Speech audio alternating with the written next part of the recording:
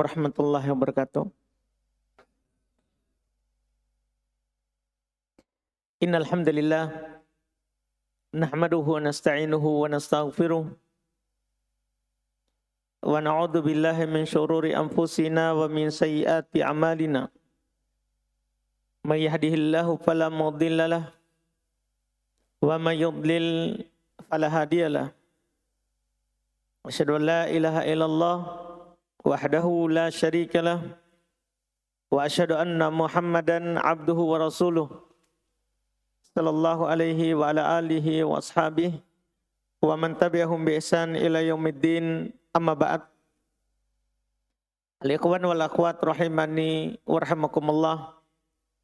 Alhamdulillah, pada malam hari ini kita di majelis ke-35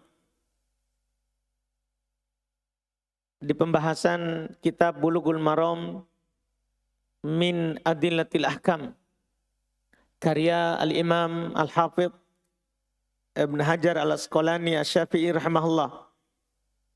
Kita pada malam hari ini di majelis ke-35 ini masuk di bab terakhir, bab ke-10 dalam kitab Thaharah.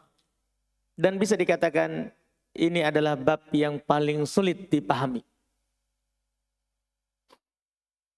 Di dalam pembahasan kitab Thaharah, yaitu tentang haid. Sebagian dari ulama salaf, ulama-ulama yang terdahulu, sebagaimana yang dinukil oleh Syekhul Islam Ibn Taimiyah rahimahullah, kana katsirun minas salaf idza su'il anil haid qalu salun nisa. Kebanyakan dari ulama terdahulu apabila ditanya mereka tentang darah haid, mereka bilang tanya perempuan. Dan ini masalah.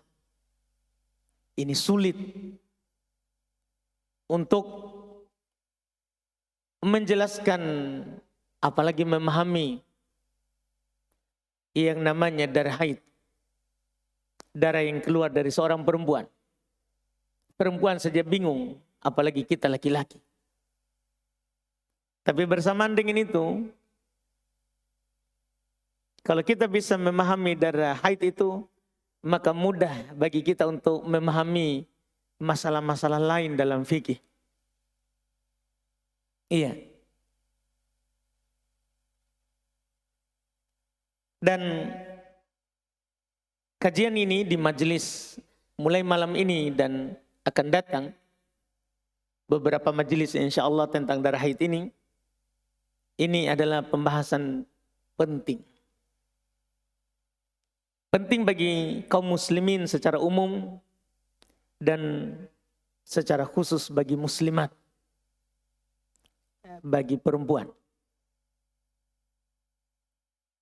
Dan bahkan bisa dikatakan bagi perempuan fardu ain datang mempelajari yang namanya pembahasan tentang darah haid. Tidak bisa diwakilkan ke orang lain. Kenapa? Karena pembahasan darah haid ini bukan hanya sekedar darah. Ini terikat dengan hak Allah dan hak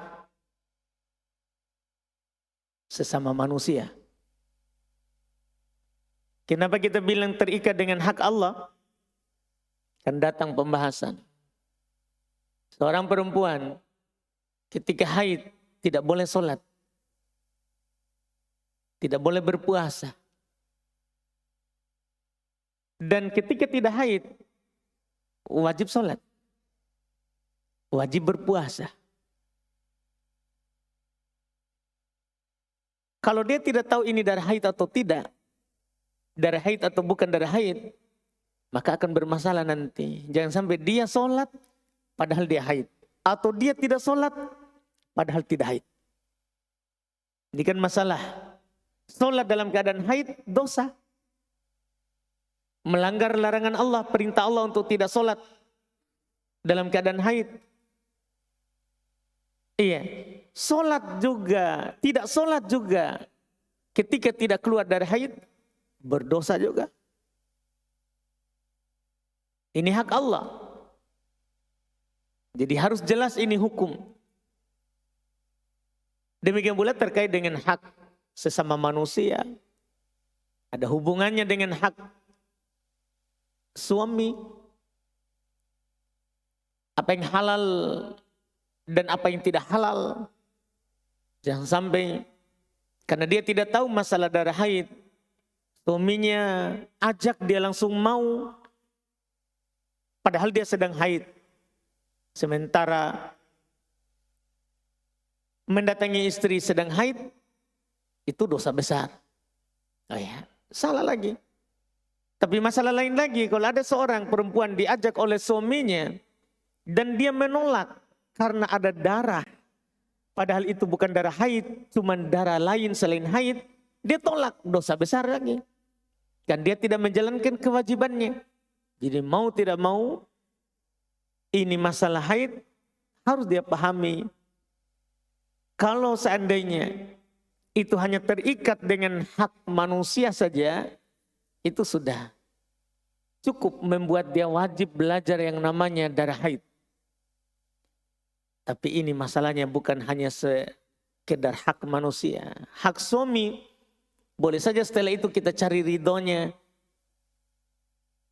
Ketika diajak kita tolak karena darah. Dan kita tidak tahu itu adalah ternyata darah, bukan darah haid. Bisa saja setelahnya kita minta maaf, selesai masalah. Kita balas lagi, selesai masalah. Tapi ini masalahnya kadang lebih besar daripada itu. Kita sengaja tinggalkan sholat, padahal wajib bagi kita sholat. Atau sengaja kita sholat, padahal tidak boleh kita sholat. Ini masalahnya jadi besar. Makanya seandainya semua orang tahu dan sadar akan pentingnya pembahasan ini, mereka akan keluar dari rumah mereka untuk mendengarkannya. Apalagi yang di rumah tidak bisa mengajarkan kita tentang darah haid. Seorang suami wajib ain, hak istri. Dia mengajarkan kepada istrinya ilmu. Kalau dia tidak bisa mengajarkan kepadanya ilmu, wajib dia bawa istrinya ke tempat ilmu. Wajib. Hal tersebut dilakukan. Dan itu dirasakan oleh para sahabat. Ketika mereka ada masalah, kadang istrinya menyuruh untuk bertanya kepada Rasulullah, yaitu suaminya, supaya dia tahu hukum. Tapi kadang ada masalah-masalah yang sifatnya hanya perempuan yang harus tahu, tidak bisa dijelaskan oleh laki-laki kepada seorang yang mufti, seorang yang ingin dia tanyakan kepadanya tentang ilmu itu, maka mereka menyuruh istrinya pergi bertanya kepada Rasulullah. Sebentar kita akan lihat hadits-hadits terkait dengan darah haid ini. Perempuan datang bertanya kepada Rasulullah tentangnya. Karena ini hanya bisa dijelaskan oleh mereka. Karena jawaban itu tergantung dari gambaran dari si penanya. Makin jelas gambarannya, maka akan jelas hukumnya. Akan jelas hukumnya. Ini seandainya kita tahu semua ini, kita akan membawa semua pasangan kita ke sini untuk belajar. Ayo kita pergi belajar darah. Ya. Darah haid. Seandainya orang tahu, sejenak kita akan meninggalkan yang namanya pekerjaan rumah, sibuk. Apalagi ini hanya butuh beberapa majelis. Para ulama rahimahumullah dari masa ke masa sangat perhatian terhadap yang namanya bab haid. Karena tadi itu, ini bukan masalah sekedar darah, tapi ada hak dan kewajiban seputarnya. Maka ini bab terakhir penutup dari kitab At-Thaharah. Dalam kitab ini bab ke-10. Dan menjadi hal yang sangat penting untuk kita pahami dan kita ketahui. Kata penulis rahimahullahu ta'ala, babul haid. Bab terkait dengan darah haid. Sebelum kita masuk di pembahasan, baca hadis yang belum sebutkan, kita perlu ketahui bahwa darah yang keluar dari seorang perempuan itu dari, mohon maaf, farj, kemaluannya, kelaminnya, itu ada 3. Pertama ada namanya darah haid, kedua ada namanya darah nifas, ketiga ada namanya darah istihadah. Ini yang membuat rumit, adanya darah istihadah. Kalau seandainya cuma 2 darah, ini mudah, sederhana. Kalau cuma ada darah haid dan darah nifas. Karena untuk darah haid dan darah nifas itu beda waktu keluarnya. Darah nifas itu paling sederhana, paling gampang ditahu. Itu dia adalah damun yakhruju bisababil wiladah. Darah nifas adalah darah yang keluar karena sebab melahirkan. Apakah sebelum melahirkan atau setelah melahirkan. Jadi dia darah yang keluar karena sebab melahirkan. Itu disebut darah nifas. Sementara darah haid adalah damun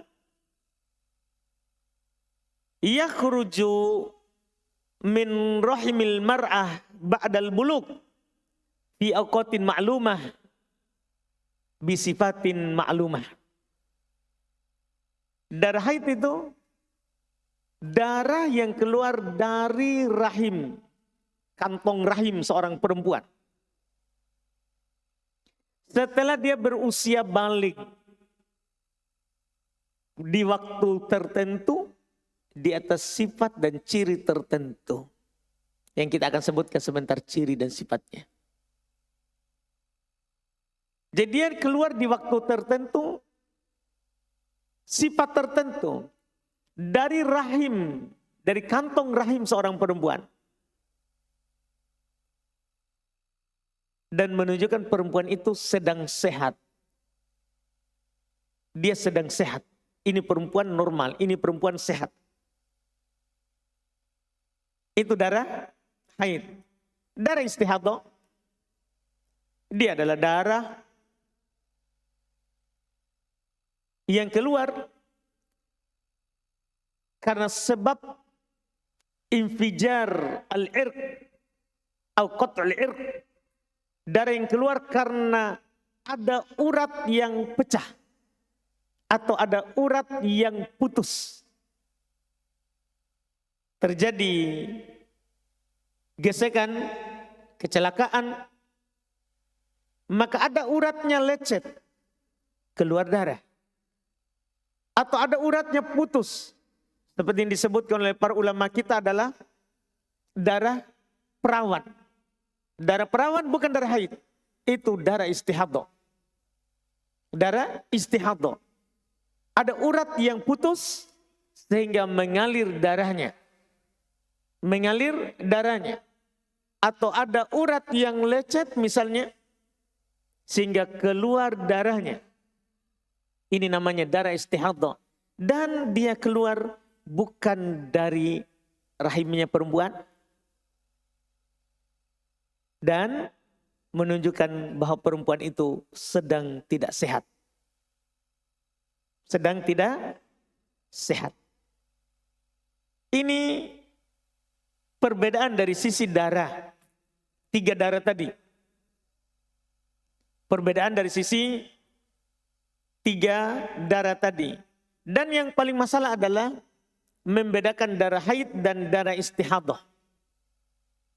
Oleh karena itu, fokus para ulama tentang 2 darah ini itu sangat disebabkan karena bisa saja seorang perempuan seperti nanti akan kita dapatkan, dia berhaid dan juga istihadah. di waktu yang sama. Ini masalah. Maka perlu kita mengetahui sebelum kita masuk di pembahasan bab haid ini, perlu kita tahu perbedaan antara darah haid dan darah istihadah.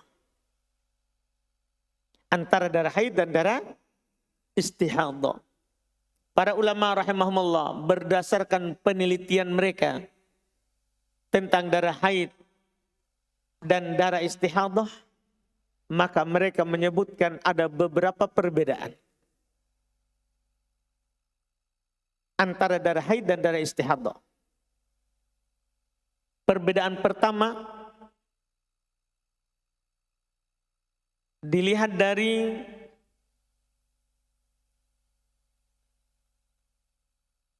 awal keluarnya. Darah haid itu biasa keluar pada umur seorang itu masuk usia balik. Itu darah haid. Keluar pada awal seorang itu masuk usia balik. Adapun darah istihadah keluar, bahkan bisa keluar saat seorang perempuan itu masih anak-anak, masih kecil. Misalnya dia jatuh, naik sepeda, jatuh, atau ada kecelakaan, keluar dari istihadah. Keluar darah istihadah. Ini perbedaan pertama. Iya. Kemudian perbedaan kedua, darah haid itu darah yang keluar dari dalam kantong rahim seorang perempuan. Jadi ada darah yang mengalir ke rahim seorang perempuan dan akan terkumpul di sana sedikit demi sedikit. Kemudian pada waktunya akan keluar. Pecah itu darah yang tadinya terkumpul dan mengalir. Jadi dia dari dalam kantong rahim. Sementara darah istihadah itu keluar dari adanya urat yang lecet atau putus. Itu darah istihadah. Itu perbedaan kedua. Kata Nabi, innama dzalika irqun walaysa bihaidin. Itu darah. Ketika ada seorang datang kepada Nabi, nanti kita akan baca haditsnya. Dia selalu keluar darah, tidak pernah suci. Pokoknya keluar darah sepanjang bulan, sepanjang tahun. Tidak pernah berhenti. Kata Nabi kepadanya, itu urat yang pecah. Karena tidak ada haid yang keluar terus menerus dalam sebulan. Itu urat yang pecah. Bukan haid. Berarti ada sebabnya. Perbedaan ketiga, itu darah haid biasa keluar pada waktu tertentu. Ada waktunya. Karena kadang ada perempuan haid di awal bulan saja, atau di tengah bulan saja, atau di akhir bulan saja. Kebanyakan perempuan, walaupun di sana ada perempuan tidak beraturan. Tapi kebanyakan perempuan itu biasa haid di awal bulan, atau di tengah bulan, atau di akhir bulan. Sementara darah istihadah itu keluar tanpa bisa diketahui waktunya. Kapan ada urat putus, urat pecah, keluar. Kadang awal bulan, kadang tengah bulan, kadang akhir bulan, bahkan kadang sepanjang bulan. Kalau haid tidak ada orang haid 1 bulan penuh, tidak pernah ada. Dari penelitian, nanti kita akan bahas di dalam insya Allah. Ini perbedaan. Keberapa itu? Ketiga. Perbedaan keempat. Darah haid itu memiliki bau yang busuk. Karena dia sudah tersimpan lama di dalam kantong rahim. Kemudian pecah keluar. Itu sudah busuk dari dalam. Jadi baunya busuk. Sementara darah istihadah tidak berbau. Atau ada baunya, tapi tidak sama dengan baunya darah haid. Iya. Jadi kalau bingung, ini darah apa yang keluar? Cium. Tidak masalah. Apalagi kita yang mau jelaskan sebuah hukum, tidak masalah. Kalau ada istri tak haid, cium saja apakah benar begitu atau tidak. Bukan cium istri, cium haidnya. Cium darahnya, supaya kita paham bahwa inilah. Itu namanya praktek. Kalau kita belum punya istri, ya kan ada ibu tak. Jangan paksakan punya istri. Kalau belum punya. Atau pergi kita cari mencuri stop sign-nya orang. Supaya dicium bau darah haidnya. Tidak boleh begitu. Ini kan kita mau meneliti. Iya. Jadi baunya. Berikutnya. Perbedaan dari sisi warna. Darah haid itu hitam. Warnanya. Atau condong kepada kehitaman. Bahkan sebagian ulama rahimahumullah. Mereka jelis. Mereka mengatakan dia itu ka'annahu muhtarakun, seakan-akan dia terbakar, habis terpanggang di api. Itu darah haid. Warnanya hitam. Atau dengan bahasa lain, kata para ulama, damul haid thahin. Darah haid itu hitam tebal, hitam gelap. Iya. Sementara darah istihadah itu tidak hitam, bahkan dia merah. Atau paling tidak dia kuning atau akdar keruh. Tidak hitam. Paling kalau gelap segelap-gelapnya darah istihadah itu hanya keruh. Tidak sampai hitam. Dan tipis. Tipis. Hitamnya tidak tebal, bahkan merahnya tipis. Ini perbedaan. Perbedaan keberapa itu? Kelima. Keenam. Dan ini kalau bingung sekali ini. Keluar darah. Istri tak datang. Haid kapan? Kita sudah cium. Tidak bau. Kita juga lihat. Tidak kehitaman. Bingung kita. Maka ini cara terakhir juga. Bisa dikatakan ini cara terakhir untuk membedakannya. Tuangkan ke air. Taruh di air. Taruhkan di baskom. Atau di timba. Di gayung. Taruh itu. Darahnya. Kalau dia darah haid, maka airnya akan berwarna merah. Bisa dipraktekan. Kalau saya sudah praktekan. Tapi bisa nanti dipraktekan. Antum dah, insya Allah. Akhwat, bisa langsung lah datang bulan. Jangan sampai kita bilang, makan-kanai ustaz. Iya. Supaya tidak sembarang ngomong, praktek. Akhwat paling bagus. Supaya dia bisa berfatwa kepada teman-temannya. Karena boleh kita berfatwa di bab-bab khusus. Yang kita ahli di situ. Boleh, tidak apa-apa kita berfatwa. Di bab yang kita ahli. Ditanya masalah lain kita tidak tahu. Tapi di masalah haid misalnya, tidak apa-apa kita berfatwa. Kalau kita tahu. Caranya supaya tahu seperti begini. Darah haid itu. Kalau masuk di air, airnya akan berwarna merah. Airnya akan berwarna merah.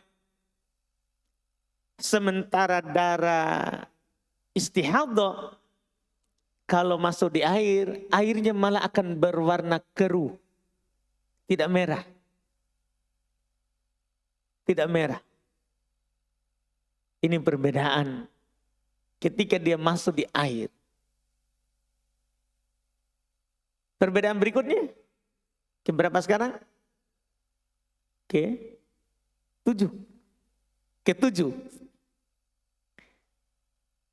Dari sisi setelah keluar darah haid, keluar, dia tidak akan tajamud, dia tidak akan mengental lagi, tidak akan membeku. Itu darah haid. Makanya orang kalau haid, perempuan kalau haid, biasanya kalau lagi banjir-banjirnya bisa tembus. Kenapa? Karena darah haid kalau mengalir tidak akan tajamud, tidak akan mengental atau membeku. Darah haid. Sementara darah istihadah itu akan mengental kalau dia terkumpul. Seperti kalau anak muda yang belum pernah lihat, saya yakin di JF ini mungkin sudah pernah lihat sapi dipotong. Atau kambing dipotong. Kalau kita potong sapi, potong kambing, itu kan darahnya mengalir langsung. Itulah darah istihadah, begitu. Kalau dia terkumpul, akan membeku. Pernah lihat atau belum? Nah itu mau dulu. Iya. Kalau tidak membeku, maka itu berarti sapinya lagi haid. Paham maksudnya? Karena disitulah perbedaannya. Iya, disitulah perbedaannya. Iya. Yang disebutkan. Perbedaan berikutnya lagi, tapi ini secara hukum yang kita akan dapatkan nanti ke depan. Darah haid. Itu orang kalau keluar darahnya dengan darah haid, dengan ciri tadi, tidak sholat. Tidak puasa. Tidak boleh bagi suaminya untuk menggaulinya. Iya. Tidak boleh dia baca Quran. Di atas sebagian pendapat. Tidak boleh dia menyentuh langsung mushaf. Di atas juga pendapat. Iya. Sementara darah istihadah tetap wajib sholat. Tetap berpuasa. Tetap halal suaminya mendatanginya.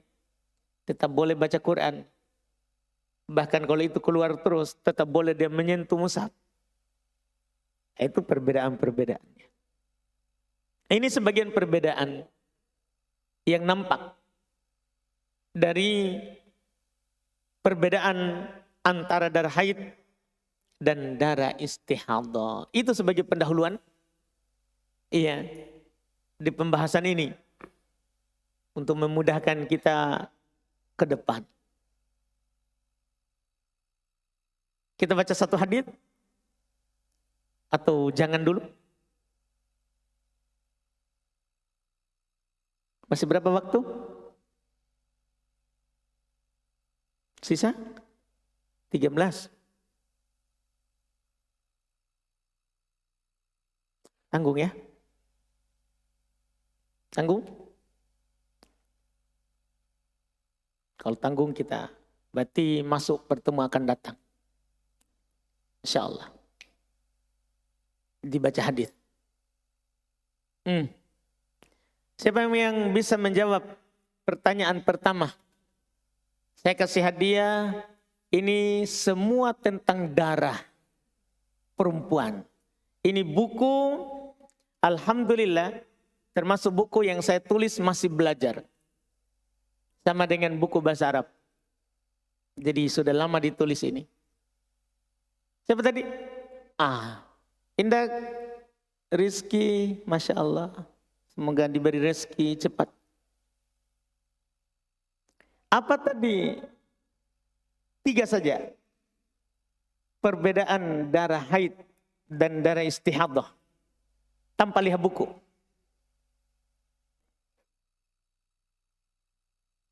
Yang paling mudah ya. Baik.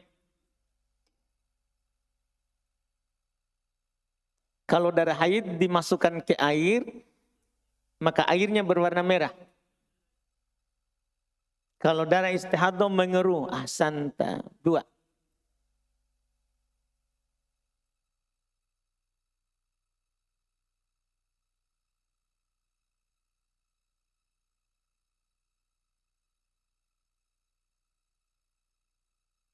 Baik. Jadi darah haid keluar di waktu-waktu tertentu dan biasanya itu setelah seorang balik. Sementara darah istihadah tidak. Ahsanta. 3.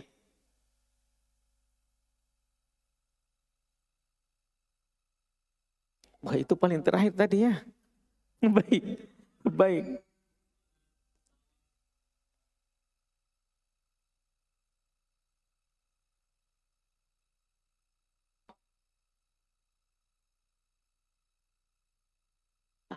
Masya Allah. Darah haid menghalangi seorang dari sholat, puasa, tambahan bagus, tawaf. Saya tidak bilang tadi.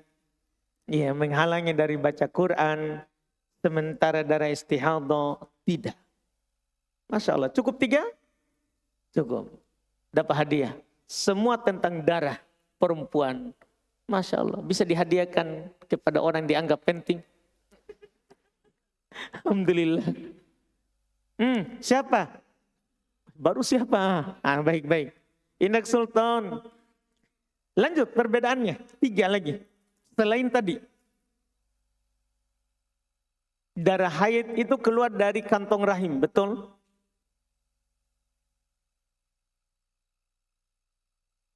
Ada urat atau lecet. Ada urat yang putus atau lecet. Ahsanta. Terus. 1, 2.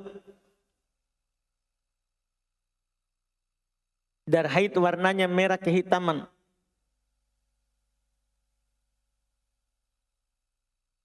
Kalau darah istihadah merah saja, tipis. Atau kuning atau keruh.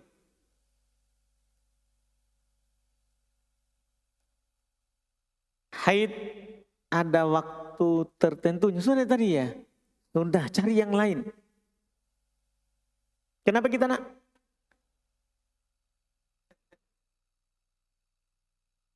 Oh, dia bawa soal. Dari siapa ini pertanyaan? Begini orang kalau tidak mau hadiah. Alhamdulillah. Baik. Itu dibilang takdir. Terus, perbedaan keberapa ini? 3.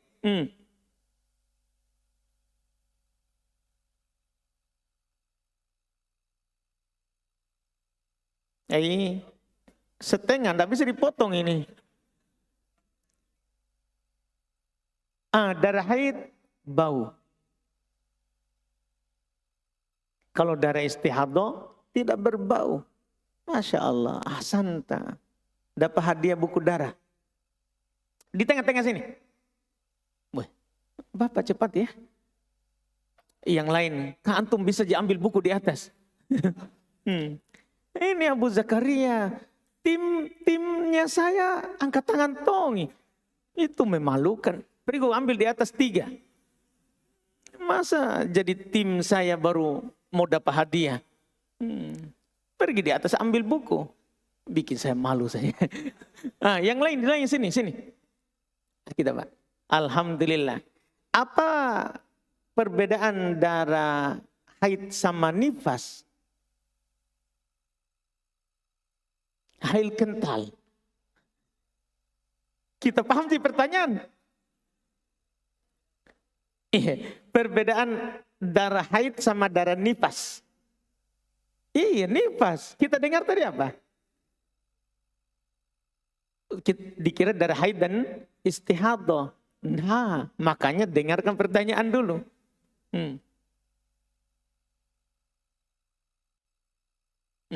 Darah nifas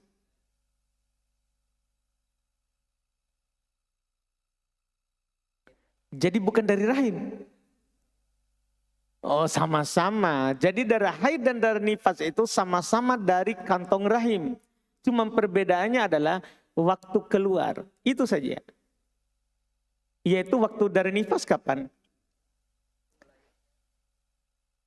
Sebelum melahirkan atau sudah melahirkan. Pokoknya karena sebab melahirkan. Jadi ada melahirkan baru ada darah nifas. Kalau tidak melahirkan maka tidak ada yang namanya darah nifas. Ahsan. Dapat hadiah? Dapat tahu. Masya Allah. Alhamdulillah. Habis hadiahnya.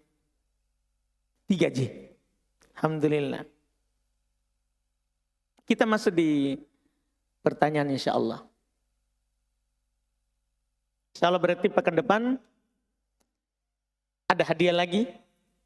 Nah, baru kita sudah masuk di pembahasan.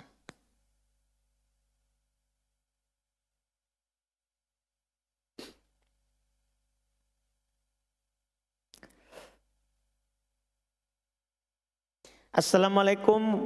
Apakah sakan yang di belakang masih termasuk masjid? Masih. Sakan di belakang itu masih termasuk masjid. Iya. Karena dia masih dalam kotak masjid. Apalagi pintunya ke arah masjid. Karena para ulama rahimahumullah ta'ala ada yang mengeluarkan kamar di masjid itu keluar dari masjid. Tapi dengan syarat pintunya ke arah luar.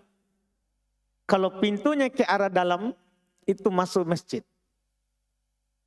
Iya, misalnya ada kamar, pintunya kamar depan masjid. Tapi pintunya ke arah masjid, itu masuk dari masjid. Tapi kalau pintunya keluar dari, tidak ke arah dalam masjid, tapi keluar, pintunya keluar dari tembok masjid, itu ke arah keluar. Maka itu bukan bagian dari masjid. Bagi yang berpendapat halaman masjid bukan masjid. Dan para ulama juga berselisih pendapat. Tapi yang benarnya adalah kalau sudah keluar dari nama masjid, maka keluar dari masjid. Maksudnya namanya sudah keluar dari dikatakan masjid. Kita bilang halaman masjid. Itu bukan dari masjid. Iya, bukan dari masjid. Itu wallahu alam.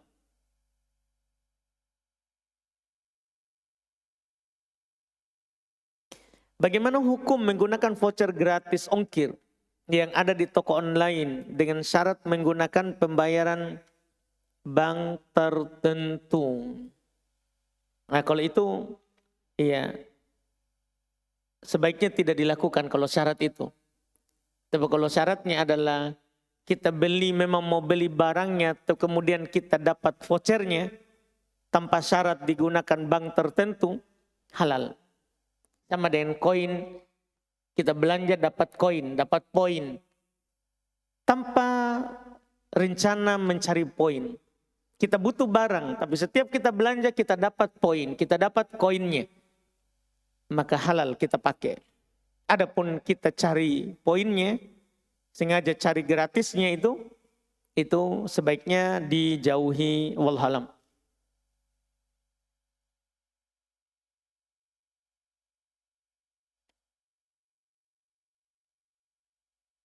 Bagaimana cara menasihati orang yang kecanduan istimna dan bagaimana cara berpaling darinya? Iya. Caranya kita bilang bertakwalah kepada Allah di saat terang-terangan atau tersembunyi. Yaitu kita sampaikan kepadanya hadits ittaqillah haitsu ma kunt. Bertakwalah kepada Allah dimanapun kamu berada. Nasihat kedua, kalau memang dia sudah memang butuh menikah, tidak bisa dia tahan, maka kita anjurkan baginya untuk menikah. Kalau belum mampu, maka kita anjurkan baginya untuk berpuasa. Untuk berpuasa. Iya. Itu Kedua, ketiga, kita ingatkan kepadanya bahaya dosa al-khulwat, dosa saat bersendiri.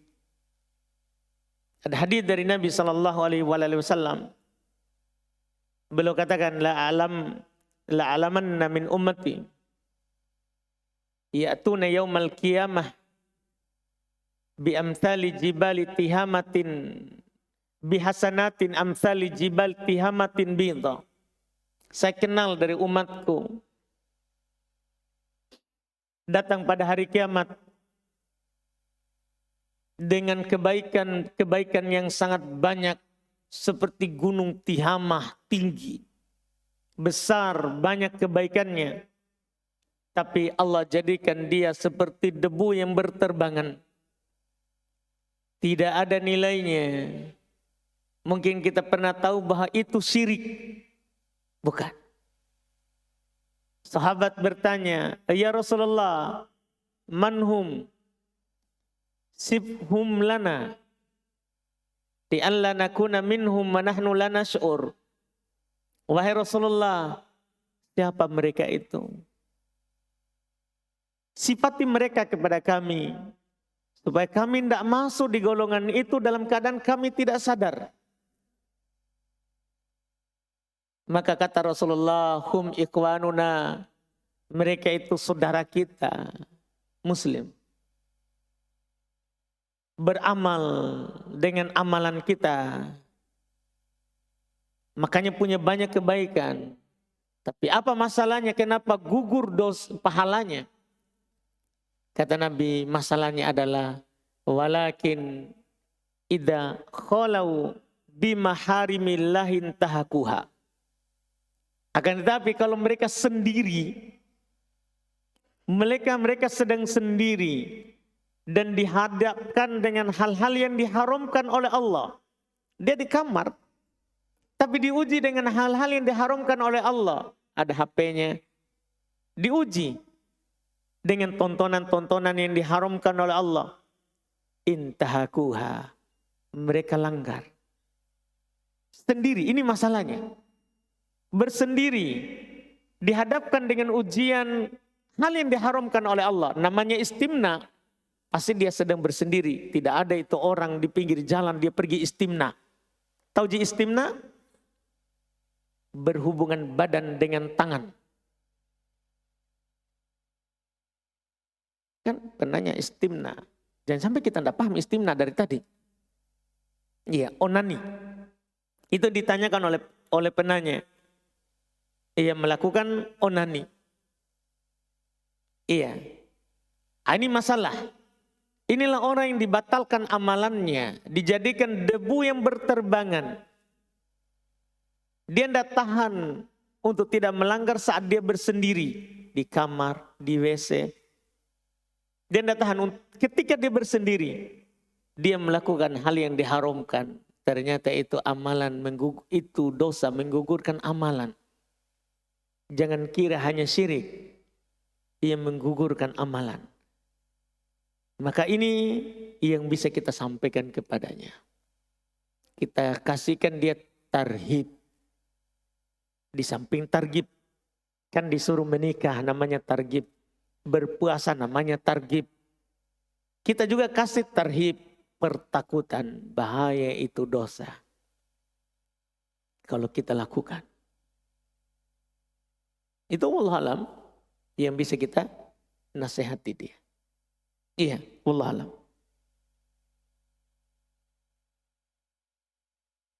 Apa hukum orang yang berhaji atau umroh bagi wanita yang sedang haid? Ya, itu pernah dialami oleh istri Nabi Aisyah radhiyallahu taala anha. Dia berkata waktu haji bersama Nabi, tatkala sampai ke suatu daerah, suatu desa yang bernama Sarif, disebut juga dengan Yasrib, keluar dari kota Madinah, antara Makkah dan Madinah, haid. Maka Nabi katakan kepadanya, If'ali ma yaf'alul hajj. Ghairu alla tatufi bil bait. Lakukan apapun yang dilakukan oleh orang yang berhaji. Yaitu tetap ikut rombongan haji. Kecuali tidak boleh tawaf di Baitullah. Jadi semua perbuatan haji dia lakukan. Berarti di Mina dilakukan. Di Arafah dia lakukan wukuf. Dari Arafah dia ke Muzdalifah. Jadi hari ke-8 dia ke Mina. Persiapan untuk keluar besok di hari ke-9 ke Arafah. Ke Arafah. Saat di Arafah selesai wukuf ke Muzdalifah, bermalam dari Muzdalifah ke Mina lagi di tanggal ke malam ke-10 untuk persiapan besok lempar jumrah Aqabah. Lempar jumrah. Iya. Menyembeli supaya dia bertahallul. Karena dari awal tadi boleh dia berihram. Maka ketika dia sudah lakukan besok, di hari ke-10, lempar jumrah pertama, kemudian dia menyembeli, kan sudah boleh dia bertahallul. Itu pakai pakaian biasa. Pakai pakaian biasa. Dia mencukur, dia pakai pakaian biasa. Walaupun belum tawaf. Nanti tinggal kalau mau tawaf, keluar dari tanah haram, masuk tawaf. Karena Nabi berkata kepada Aisyah seperti itu. Lakukan apa yang dilakukan oleh orang yang berhaji. Atau orang yang berumrah. Kalau kita lagi umrah. Cuman umrah kan alhamdulillah luas. Karena umrah bisa ditunda harinya. Bisa ditunda. Misal kalau orang pergi umrah. Qadarullah haid istrinya. Kan bisa dia tinggal dulu. Di Madinah, di Mekah. Apalagi sekarang visanya bisa 3 bulan. Tinggal saja dulu. Tidak masalah. Kita korban sedikit.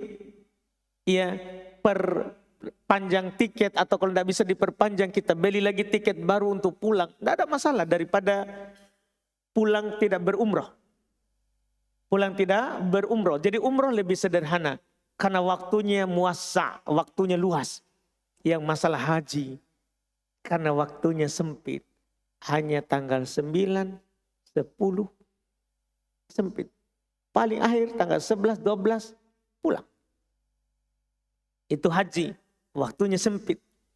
Maka lakukan semuanya apa yang dilakukan oleh orang yang haji kecuali tidak tawaf. Nanti suci dari haid, mandi, keluar dari tanah haram, baru masuk tawaf. Baru masuk tawaf. Itu yang dilakukan. Itu yang dilakukan. Wallahu a'lam. Kita adzan dulu. Baik, kita lanjut di pertanyaan berikutnya. Izin bertanya Ustadz. Ada seorang ikhwan yang sejak kecil dia dijodohkan oleh orang tuanya. Dia baru tahu ketika ia dewasa. Namun kan ia telah ikut kajian. Maka dia punya keinginan untuk mencari pasangan yang telah ngaji saja. Namun di sisi lain, orang tuanya sangat ingin kalau anaknya mau menikah dengan akhwat yang telah dijodohkan. Dan menganggap bahwa apabila anaknya mau, maka si anak telah berbuat bakti yang besar. Namun anaknya tidak mau. Karena dengan alasan bahwa akhwat yang dijodohkan dengannya itu masih awam. Maka bagaimana jalan keluarnya Ustadz? Serta solusi terbaiknya. Manakah yang mesti ia pilih? Pilih yang diusulkan orang tuanya. Nanti tinggal dipersyaratkan kepada akhwatnya. Mau belajar. Dan mau ikut apa yang diajak suami setelahnya. Dikasih syarat seperti itu. Ini untuk mengkompromikan antara keinginan orang tua dengan kita. Iya, maka dipersyaratkan di akhwatnya saja. Iya. Kalau nanti dia tidak mau, maka itu bisa jadi pertimbangan untuk diberikan kepada orang tua. Disampaikan ke orang tuanya nanti. Orang tua kita ini ikhwan. Bahwa saya mau sama dia tapi syaratnya dia harus mau ikut belajar agama. setelahnya. Kalau dia setuju, lanjut. Kalau tidak, maka susah. Sampaikan saja kepada orang tuanya seperti itu. Supaya tidak menyakiti hati dari orang tua. Bagaimana cara perpindahan talak 1 ke talak 2, kemudian ke talak 3? Ya, perpindahannya seorang talak di beda majelis itu sudah talak 2. Hari ini talak, besok talak, itu sudah jatuh 2. Lusa lagi talak, itu jatuh 3. Itu kalau dia beda majelis. Walaupun kalau tidak dia jatuhkan besok atau lusa, maka itu tetap terhitung talak 1 sampai 3 kali haid. Tapi kalau sudah 3 kali haid dia tidak rujuk, kemudian dia lanjut keinginannya untuk talak, maka jatuh talak 2. Setelah itu lagi dia tidak ada keinginan untuk balik. Sampai 3 kali haid lagi, maka telah jatuh talak 3. Telah jatuh talak 3. Kalau dia ingin rujuk di 3 kali haid berikutnya setelah jatuh talak 3, maka akad baru, mahar baru, 2 saksi dan ada walinya. Tapi kalau sampai 3 kali haid dia tidak rujuk juga di saat talak 3, maka tidak boleh lagi kembali. Kecuali perempuan itu sudah pernah menikah dengan orang lain lagi, kemudian qadarullah diceraikan, bukan direncanakan. Tidak bisa direncanakan. Saudara, tolong nikahi dulu itu istriku, mau sekali kembali sama dia. Tapi jangan kau apa-apain. Nah. Direncanakan, saya kasih kamu uang. Itu tidak boleh. Kata Nabi, hatta yaduku asalak. Sampai dia merasakan madumu.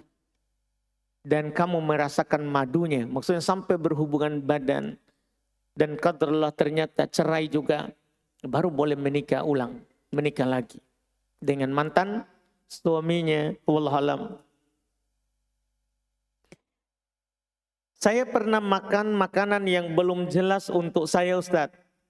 Saya menyesal telah memakan makanan itu. Apa yang harus saya lakukan?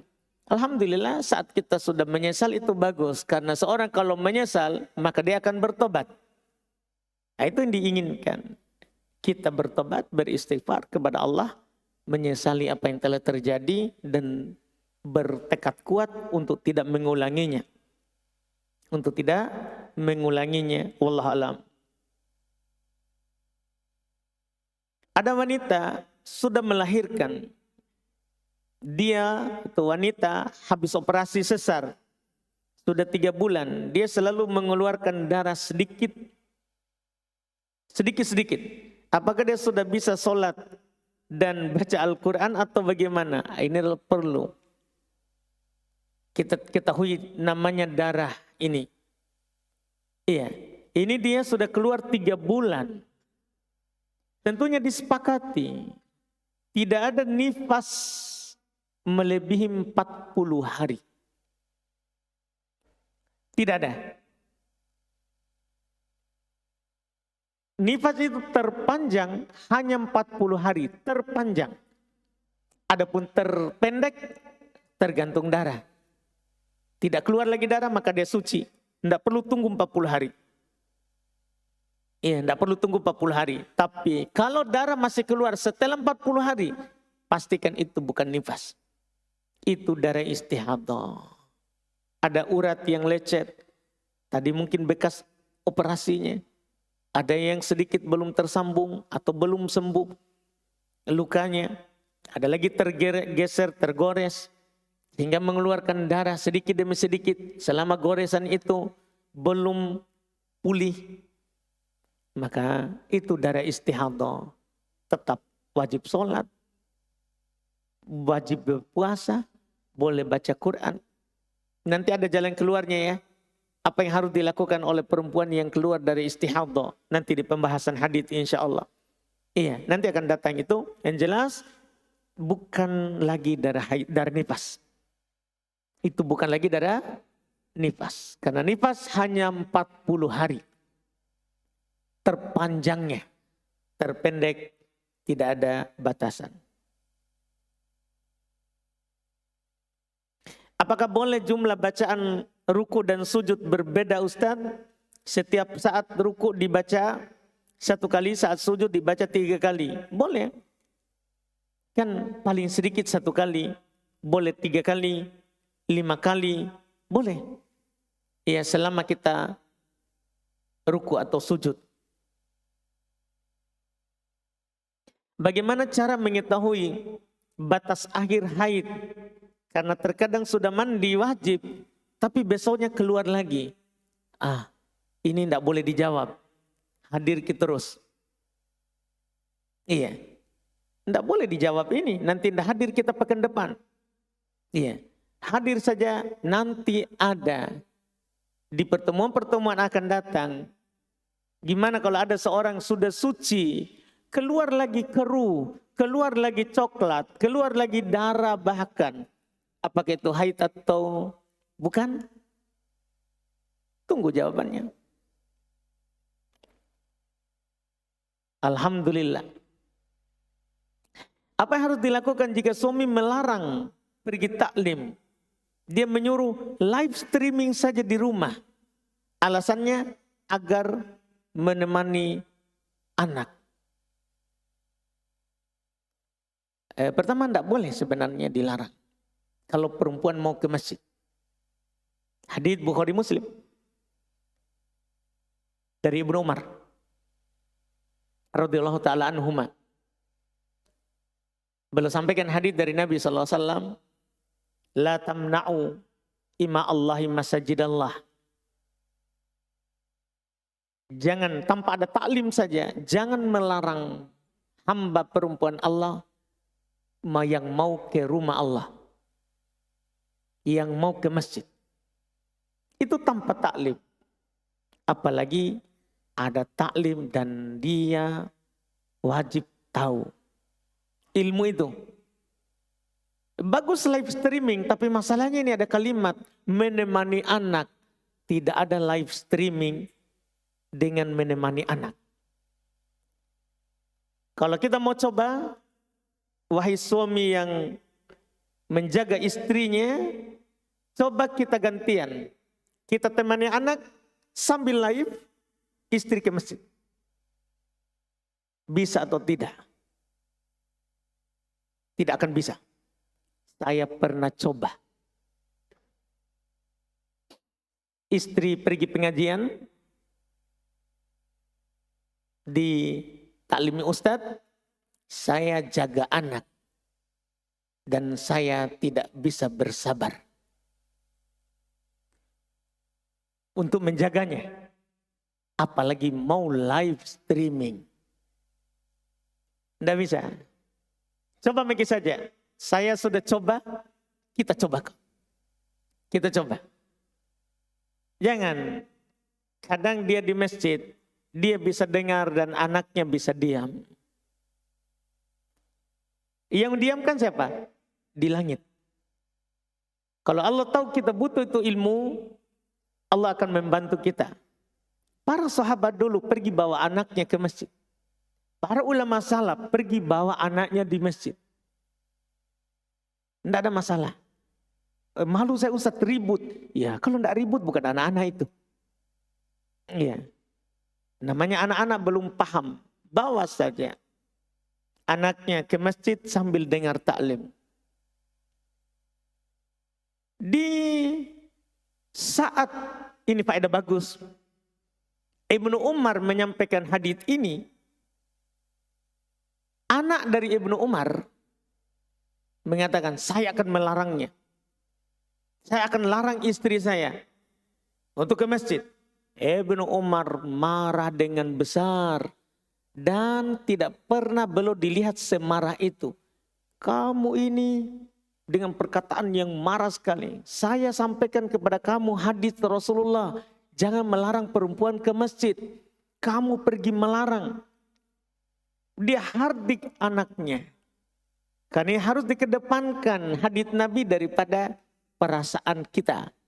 Atau hawa nafsu kita. Iya. Harus, apalagi kita bukan seorang ustadz. Kita tidak bisa ajarkan istri tak darah haid.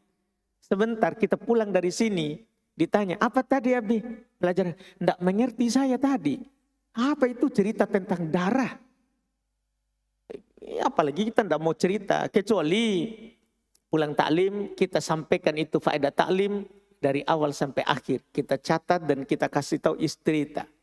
Tapi kalau kita ke sini hanya duduk tanpa buku, hanya menjadi pemanis majelis, aib. Kita larang istri kita tidak pergi taklim. Iya, enggak boleh begitu. Bawa anak tak pergi taklim. Pergi taklim. Wallahualam. Apa hukum tidak membaca surat pendek di rakaat ketiga dan keempat dalam sholat dengan sengaja? Tidak apa-apa. Bahkan itulah memang yang harus. Di rakaat ketiga dan keempat tidak boleh kita membaca surat pendek. Tidak boleh. Ketiga dan keempat. Tidak boleh. Tidak sunnah membaca surat pendek setelah Al-Fatihah. Yang sunnah itu rakaat pertama dan kedua saat sholat jahriyah imam sudah membaca Al-Fatihah dan baca surat pendek, kita tidak sunnah baca surat pendek. Adapun di sholat sendiri, sholat sirriyah, sholat yang tidak dijaharkan bacaan, maka makmum membaca surat pendek tapi hukumnya sunnah. Hukumnya sunnah, tidak wajib. Tidak wajib. Ini rakaat pertama kedua. Rakaat 3, 4 tidak sunnah baca surat pendek. Uang simpanan saya sudah mencapai haul dan nisab. Namun kira-kira 35% mungkin ya untuk pelunasan ONH haji berarti. Pertanyaannya, apakah simpanan tersebut wajib dikeluarkan zakatnya? Iya, wajib dikeluarkan zakatnya. Bahkan simpanan hajita, tabungan hajita, kan itu bisa diambil kalau kita tidak pakai, wajib kita keluarkan zakatnya. Karena zakatnya juga itu sedikit. Karena kalau kita punya 100 juta, itu zakatnya cuma 2.500.000. Zakat wajib itu sedikit. Beda dengan sedekah sunnah. Sedekah sunnah boleh kita sedekah sepertiga, bahkan boleh setengah, bahkan boleh seluruh harta. Kalau sedekah sunnah, tapi kalau zakat wajib itu sedikit, hanya 1/40 dari harta yang kita punya. 100 juta bagi 40, itulah zakatnya. Kita punya 10 juta, itu hanya zakatnya 250.000. Itu sedikit, bisa ditutup dalam setahun lagi. Insya Allah keluarkan zakatnya. Bahkan jangankan yang ada di kita, utang yang kita pinjamkan ke orang, diharapkan kembalinya, wajib kita zakati. Wajib kita zakati. Apalagi ini ada di kita.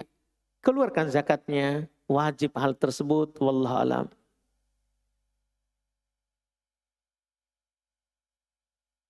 Ustadz, saya ragu-ragu. Apakah saya sudah bersih dari haid atau tidak? Sejak maghrib sudah tidak keluar haid. Tapi saya ragu apakah sudah bersih atau tidak. Di waktu subuh saya lihat memang sudah tidak ada darah haid. Akhirnya saya mandi wajib. Apakah saya wajib mengganti sholat maghrib dan isya saya balik? Dan apakah saya mengganti sholat maghrib dan isya saya sesuai di waktu sholatnya di waktu maghrib isya juga, atau di waktu subuh saat betul-betul yakin sudah bersih? Berarti kejadian sekarang bukan sekarang ya. Nah, ini kejadian berarti sudah lewat. Nanti. Iya kan? Alhamdulillah, nanti saja dibahas. Nah, nanti ada pembahasannya. Iya, ada pembahasannya. Tapi kalau sekarang, tadi subuh, itu kejadiannya, maka tentunya harus jawab sekarang. Iya, harus dijawab sekarang. Tentunya kita harus tahu tanda suci dulu, yang kita akan bahas di masa yang akan datang. tanda suci dari haid. Itu ada dua. Keluarnya cairan yang sudah tidak warna keruh lagi. Warnanya putih. Itu tanda suci. Atau tidak keluarnya sama sekali apapun. Itu keringnya tempat keluar. Kalau kita dapati tempat keluarnya darah itu sudah kering. Caranya juga Nabi ajarkan. Coba masukkan kapas di tempat keluarnya. Kalau sudah tidak ada apapun, maka kita telah suci.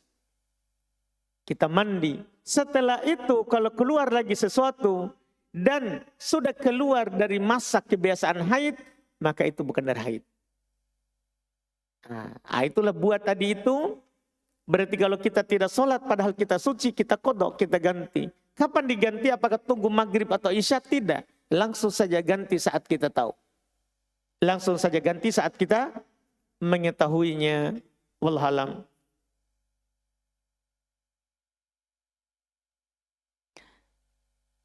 Apakah pada saat keluar darah istihadah, setiap kali sholat, hendak sholat wajib membersihkan darah istihadah yang keluar?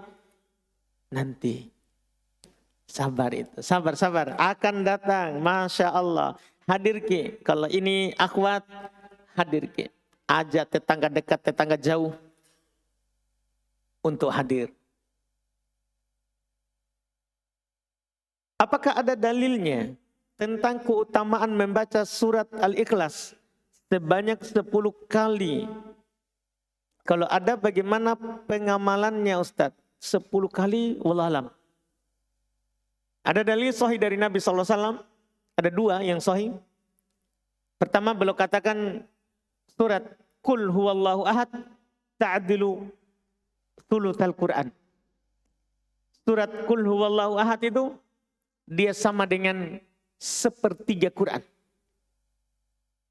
Hadits kedua yang sahih, ada sahabat yang diutus oleh Nabi SAW sebagai pimpinan pasukan kecil. Maka saat dia pimpin pasukan, selalu dia baca dalam sholatnya itu ketika imam surat Al-Ikhlas. Maka para sahabat yang ikut menanyakan itu kepada Rasulullah. Nabi berkata kepadanya, coba tanya kenapa dia lakukan itu. Maka dia jawab, saya suka surat Al-Ikhlas. Iya, karena di dalamnya terdapat penyebutan nama Allah, pengagungan terhadap Allah Subhanahu wa taala. Maka kata Nabi kepadanya, akhbirhu fa innallaha yuhibbuh. Kabarkan kepadanya Allah mencintainya. Jadi surat Al-Ikhlas kalau kita baca, maka itu sebab kita dicintai oleh Allah. Kalau kita baca. Itu yang sahih kalau 10 kali wallahualam.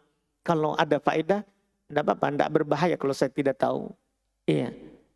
Iya, ini saya tidak tahu sama sekali apakah ada atau tidak. Tapi yang saya tahu hanya itu yang sampai sekarang. Kalau ini belum.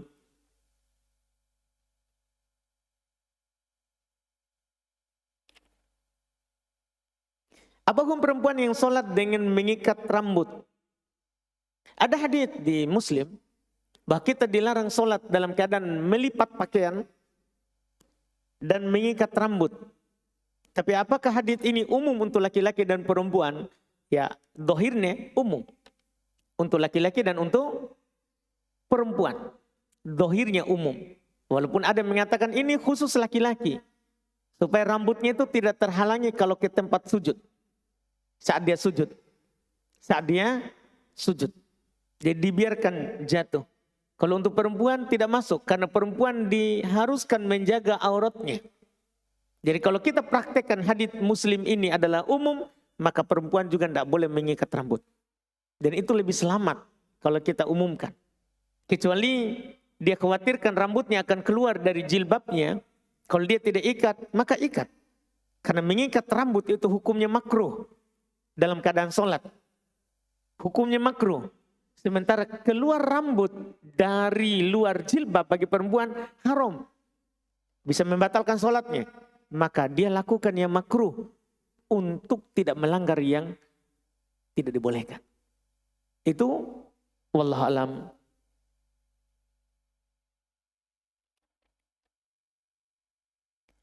Ustaz, jika setelah operasi Ada masa nifas 40 hari.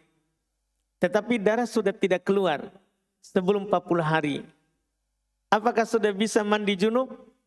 Itu mandi suci dari haid. Apakah masa nifas wanita yang sudah melahirkan dan wanita yang sudah operasi adalah perkara yang sama? Sama. Jadi ilahnya itu darah. Ini harus kita pahami ini dulu, masalah keyakinan harus 40 hari. Itu salah ya. Batas terlama 40 hari. Kalau masih keluar darah, tidak dianggap. Batas tersedikit, nifas, tidak ada. Sebabnya hanya darah. Kita lihat darah masih keluar di bawah 40 hari, nifas. Kita sudah tidak lihat darah setelah 7 hari, suci dari nifas. Sudah wajib mandi, suci dari haid, suci dari nifas. Sudah wajib sholat, sudah wajib berpuasa di bulan Ramadan kalau itu pas Ramadan. Sudah boleh suami mengisi lagi. Iya, siapa tahu habis nifas langsung dia mau isi lagi mumpung masih kuat. Tidak ada masalah. Tidak ada masalah itu. Sudah boleh. Jadi bukan harinya ya. Ini salah paham. Bahkan di awam banyak begitu. Bukan harinya. Darah. Yang kita hitung hari itu kalau lebih dari 40. Kalau lebih dari 40 dipastikan bukan darah nifas. Tapi kalau suci sebelum 40 maka kita suci dari nifas. Kita suci dari nifas. Jadi tidak perlu tunggu 40 kalau darahnya sudah tidak keluar. Wallahu alam. Nanti kita akan bahas insyaallah itu juga. Iya, dan saya jawab karena akan lambat nanti baru dibahas lagi.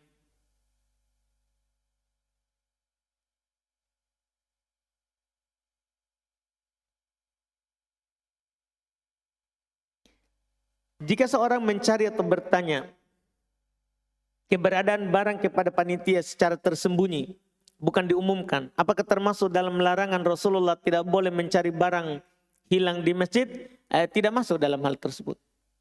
Tidak masuk dalam hal tersebut karena dia cuman bertanya kepada panitia. Tanya kepada panitia. Karena boleh kita pergi bertanya kepada panitia kalau ada barang kita hilang.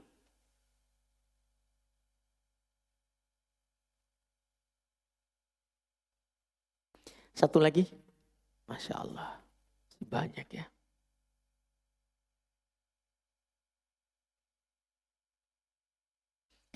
Bolehkah duduk dengan memeluk kedua lutut menggunakan kedua tangan dalam masjid? Gini ya. Iya. Wallahualam, ada larangan atau tidak itu? Ada larangan? Ada larangan duduk bersandar. Duduk bersandar dengan tangan ke belakang. Kalau ke depan ada yang punya faedah? Siapa itu? Siapa yang bersuara? Tidak ada ya? Jin tadi ya? Baik, saya kira ada yang punya faedah. Siapa yang pernah dapat faedah? Siapa ada? Tidak ada? Wallahualam. Kita cukupkan dulu, alhamdulillah. Insya Allah kita lanjut lagi di pertemuan akan datang. Masya Allah. Jadi pertanyaan itu, walaupun banyak waktu yang kita simpankan, tetap banyak juga yang tidak bisa dijawab. Masya Allah. Allahumma barik. Kita cukupkan. Subhanallah. Hamdik. Asyhadu an la ilaha illa anta astaghfiruka wa atubu ilaik. Assalamualaikum warahmatullahi wabarakatuh.